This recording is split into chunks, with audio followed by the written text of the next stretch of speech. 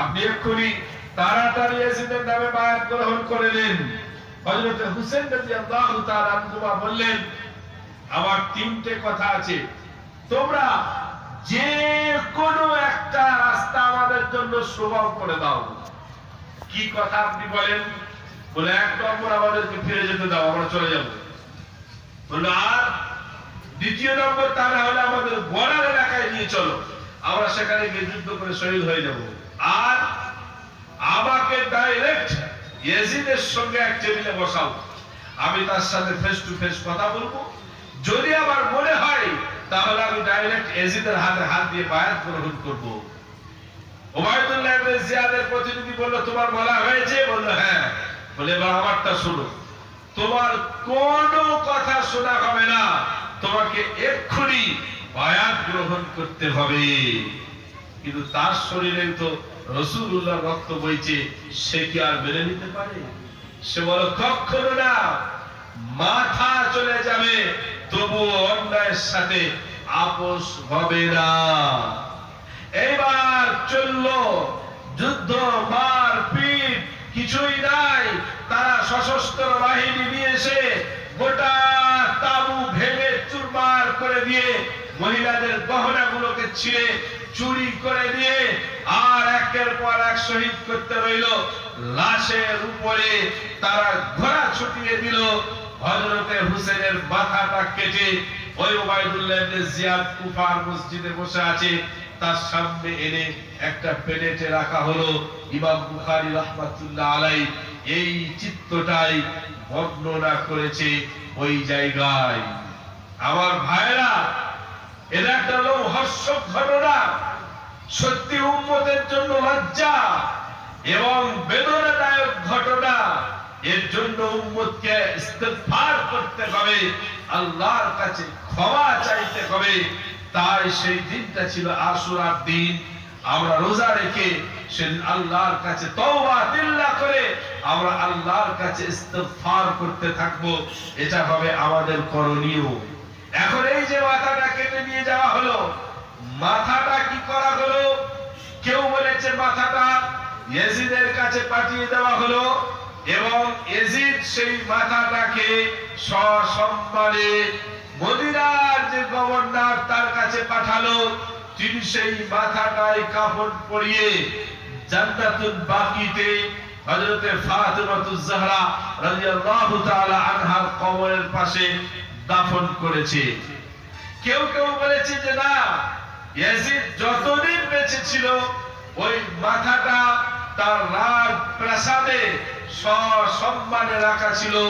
ইয়াজিদের ইন্তেকালের পরে সেই মাথাটাকে দামেস্কে একটা জায়গায় দাফন করা হয়। সেখানে একটি মসজিদ বানানো হয়, যে মসজিদটার নাম হলো মসজিদুর রাস। আর বডিটা ফোরাত নদীর তীরে কারবালার ময়দানে দাফন করা হয়। শিয়ারা সেখানে বিরাট দরগা করে নিয়ে তারা প্রত্যেকটা বৎসরে এই দরগা করে তারা মুহররম মুরচিয়া এগুলো তারা করতে থাকে। আমার ভাইরা, এখন এই যে ইয়াজিদ, তার সম্পর্কে আমাদের ধারণা কি? আমরা কি তাকে গালিগালাজ করব? আমরা কি তার ব্যাপারে ভালো কিছু ভাববো? কি করব আমরা? ইয়াজিদের ব্যাপারে অনেকে অনেক মত পোষণ করেছেন। ইমাম গাযালি রাহমাতুল্লাহ আলাইহি ইহয়া উলুমুদ্দিন ওই কিতাবে লিখেছেন, ইয়াজিদের নামের পরে রাহমাতুল্লাহ আলাইহি বলতে হবে। তারপরে তিনি তাকে ভালো মন্তব্য করেছেন।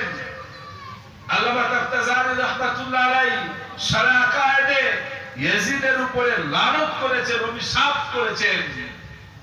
তাই একদিকে কেউ রাহমাতুল্লাহ আলাইহি বলছেন, একদিকে কেউ তাকে অভিশাপ করছে। মাঝখানে আমরা করব কি? আমাদের আকাবির আশরাফ আলী থানভী রাহমাতুল্লাহ আলাইহি, রশিদ আহমদ গাঙ্গুহি রাহমাতুল্লাহ আলাইহি, মাওলানা আব্দুল হাই লখনবী রাহমাতুল্লাহ আলাইহি, ইনারা বলেছেন, শোনো, তোমরা ইয়াজিদের ব্যাপারে নীরবতা পালন করবে। তার নামের পরে রাহমাতুল্লাহ আলাইহি বলতে আমরা পারবো না। কেন পারবো না? এই জন্য পারবো না, বুখারীর যে রিওয়ায়াত আমরা সেটা পড়লে বুঝতে পারি, এই কারবালার ইতিহাসটা আমরা অ্যানালাইসিস করলে বুঝতে পারি যে ইয়াজিদ যদি সরাসরি যুক্ত নাও ছিল, কিন্তু রাতারাতি কুফার গভর্নর চেঞ্জ হলো কি করে? নোমান বিন বশিরকে চেঞ্জ করে ওই বাসরা থেকে ওবাইদুল্লাহ ইবনে জিয়াদ কুখ্যাত দুষ্কৃতীকে তুলে এনে রাজ্যপাল বানানো হলো। কার ইন্ধন এখানে ছিল? নিশ্চয়ই কিছু না কিছু তিনার ইঙ্গিত ছিল। সেটাও যদি আমরা ধরে নিলাম যে ছিল না, তারপরেও ওবাইদুল্লাহ ইবনে জিয়াদের নেতৃত্বে যে এত বড় একটা লোমহর্ষক ঘটনা ঘটিয়ে দেওয়া হলো, ইয়াজিদ চেয়ারে বসে থাকার পরেও সেই তাদের বিরুদ্ধে কি ব্যবস্থা নিয়েছিলেন সেটাও তো আমরা পাই না। অতএব আমরা তার নামের পরে রহমতুল্লাহ আলাইহি বলতে পারবো না। তাহলে তাকে আমরা অভিশাপ করব না, আমরা অভিশাপও করতে পারবো না। কেন করব না? ওই বুখারী শরীফ প্রথম খণ্ড 409 নম্বর পৃষ্ঠা বলেছিলাম, হযরত উমর ইবনে আসওয়াদ রাহমাতুল্লাহ আলাইহি উবাদা ইবনে সামিদ রাদিয়াল্লাহু তাআলা আনহুর সঙ্গে সাক্ষাৎ করতে গেছেন রোমের হাওয়াস শহরে সমুদ্র উপকূলে।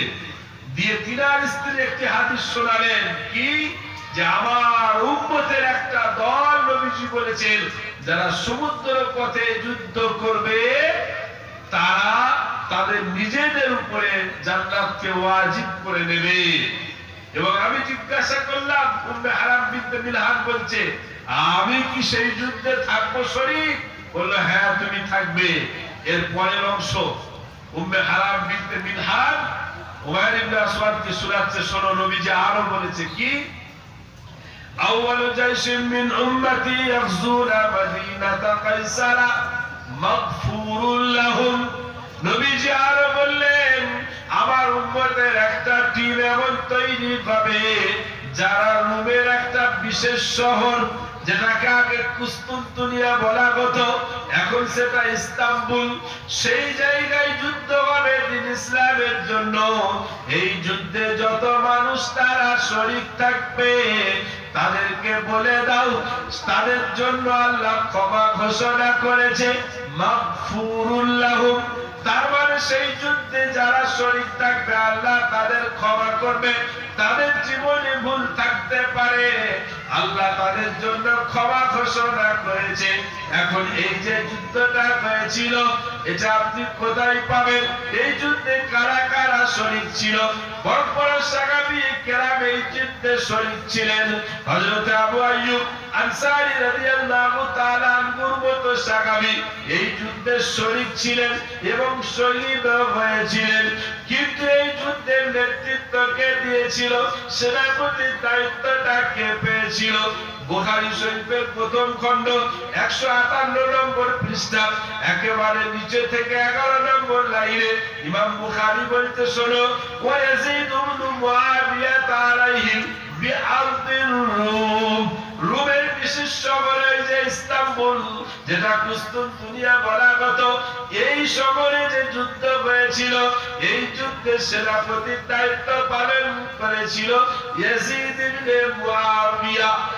অতএব মুআবিয়া রাদিয়াল্লাহু তাআলা আনহুর ছেলে ইয়াজিদ এই যুদ্ধের সেনাপতির দায়িত্বে ছিলেন। তাহলে নবীজি বলেছে যারা সেই যুদ্ধে শরীক থাকবে তাদের জন্য ক্ষমা ঘোষণা। তাহলে সে তো সেনাপতির দায়িত্বে ছিল, তার জীবনে অনেক গুনাহ থাকতে পারে। আল্লাহ রাসূলের এই হাদিসটা অনুযায়ী সে হয়তো ক্ষমা প্রাপ্ত, ক্ষমা হয়ে গেছে। সেই জন্য আমরা তার ব্যাপারে কোন রকম মন্তব্য করতে পারবো না। আমাদের আকাবিরিনরা এই হাদিসকে সামনে রেখে বলেছে শোনো তার ব্যাপারে তোমরা নীরবতা পালন করবে। শুধু এই হাদিসটি নয়, বুখারীর আরেকটি হাদিস যেটা আম্মা জান আয়েশা সিদ্দিকা রাদিয়াল্লাহু তাআলা আনহা বর্ণনা করেছেন, লা তাসুবুল আমওয়াত ফাইন্নাহুম ক্বাদ আফদাউ ইলা মা কদ্দামু। তোমরা মৃত ব্যক্তিদেরকে গালিগালাজ করো না, কারণ তারা তো মরে চলে গেছে, যা করেছে তার সাজা তারা পাচ্ছে। তারা যা যা করেছে তার সাজা তাকে বুঝিয়ে দেওয়া হবে, তোমরা তাদেরকে গালিগালাজ করো না। ওদের জিত মারা গেছে আছে। এই হাদিসকে সামনে রেখে আমাদের আকাবিরিনরা বলেছে তোমরা অভিশাপ, তোমরা গালিগালাজ করতে যেও না।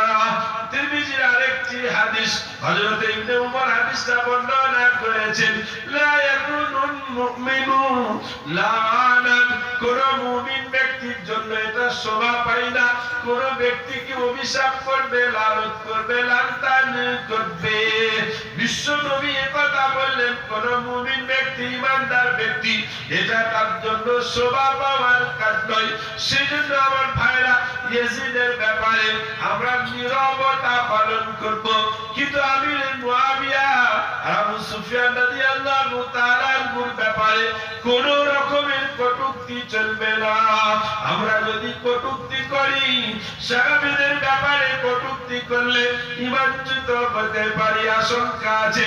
সাহাবীদের ব্যাপারে কোন মন্তব্য করা চলবে না। তাহলে আপনি কারবালার যে ইতিহাস, দুঃখ, বেদনা, ব্যথা সব থাকবে, সেটা হচ্ছে আপনি মাগফিরাতের দোয়া করবেন, আপনি ইস্তিগফার করবেন। আল্লাহ এই উম্মতের হাতে নবীর নওয়াসা শহীদ হয়েছে, ক্ষমা করো, ক্ষমা করো। কিন্তু এটা নয় যে আপনি রাস্তায় রাস্তায় তাজিয়া করবেন, নামাজ থাকবে না, আপনার রোজা থাকবে না। আমার ভাইরা, এটা তো হয় না। একটা মানুষ মারা যায়, ইসলামে তার জন্য 3 দিন শোক পালন আছে। একমাত্র কোন স্বামী যদি মারা যায়, কোরআনের আয়াত অনুযায়ী জানতে পারা যায় তার স্ত্রী 4 মাস 10 দিন ইদ্দত পালন করবে। তাহলে তাছাড়া তো আর ইদ্দত নাই। তাহলে আপনি হাজার হাজার বছরের পরে এই শোক পালন করেন কি করে তাদের জন্য? তার মানে বোঝা যাচ্ছে আমরা হাদিস এবং কোরআনকে অ্যানালাইসিস না করে আমরা নিজেদের মন মতো করে সাজিয়ে নিয়ে আমরা এই কাজগুলো করেছি বা এইগুলো আমরা করে চলেছি। আমার ভাইরা, মরতে সকলকে হবে, কবরে সকলকে যেতে হবে, আপনার হিসাব আপনাকে দিতে হবে। আমি এই এলাকার জামাই হিসাবে আপনাদেরকে বলবো, আপনার হিসাব আপনাকেই দিতে হবে। এসো আগিয়ে নেক কাজগুলো করো, যেগুলো করার সেগুলো করো, যেগুলো নেই সেইগুলোকে তুলে আবার জাগিয়ে দিয়ে, বেদাতকে ছড়িয়ে দিয়ে, শিরকের বীজ বপন করে দিয়ে এলাকাকে আমরা যেন খারাপ না করে দিই। কেন? আজকে নিঃশ্বাসটা চলছে, রক্তটা চলছে, সময়টা এখনো আছে তওবা করে ফিরে আসার। কিন্তু কোরআন বলছে যেদিন মৃত্যু আপনার গড়গড়াতে এসে যাবে, সেই দিন আপনি বারবার হাত জোর করে বলবেন, একটু সুযোগ দাও, একটু সুযোগ দাও, একটু সুযোগ দাও। কোরআনুল কারীমে 18 পারায় আছে, হাত্তা ইযা জাআ আহাদাহুমুল মাউত ক্বালা রাব্বিরজিউন লাআল্লি আমালু সালিহান ফিমা তারাকতু কাল্লাহ ইন্নাহা কালিমাতুন হুয়া কাইলুহা। আল্লাহ বলছে, যখন তাদের কাছে মৃত্যু পৌঁছাবে, তার মানে মৃত্যুর ফেরেশতা যখন তার কাছে এসে গেছে, সে দেখতে পাই, তখন সে জোরগাত করে বলবে, আমাকে একটু সুযোগ দাও, একটু সুযোগ দাও, এক্ষুনি আমার রূহটা কবজ করে নিও না। তুমি সুযোগ নিয়ে কি করবে বলো? কোরআন বলছে, সে বলতে থাকে, আত্মীয় স্বজনরা ঘিরে থাকলেও তারা শুনতে পায় না। সে বলে, লাআল্লি আমালু সালিহান ফিমা তারাকতু, ওই যে নেকির কাজগুলো যেগুলো ছেড়ে এসেছি, সেগুলো আমি একটু পালন করে নিতাম, একটু আমাকে সুযোগ দাও। কোরআন বলছে, তাকে বলা হবে, কাল্লা, কখনোই না, কখনোই না। ইন্নাহা কালিমাতুন হুয়া কাইলুহা, ওরে হতভাগা, এটা তো তোমাদের একটা কথার মাত্রা ছিল মাত্র।